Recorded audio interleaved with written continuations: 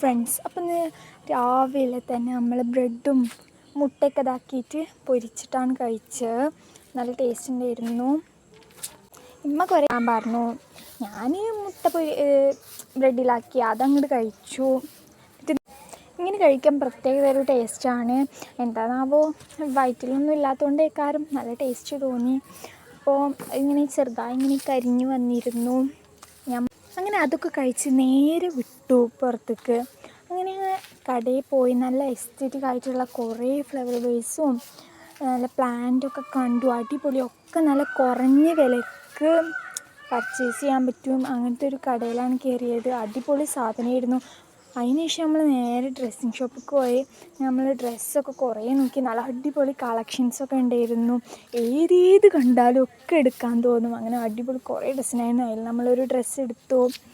അങ്ങനെ നല്ല അഫോർഡബിൾ പ്രൈസിന് കിട്ടുന്ന അടിപൊളി ടോപ്സും ക്രോപ്പ് ടോപ്സും അങ്ങനെ നല്ല രസമുള്ള തണുപ്പത്തിടാൻ പറ്റിയ അങ്ങനെ ഒരുപാട് കളക്ഷൻസ് അവിടെ ഉണ്ടായിരുന്നു.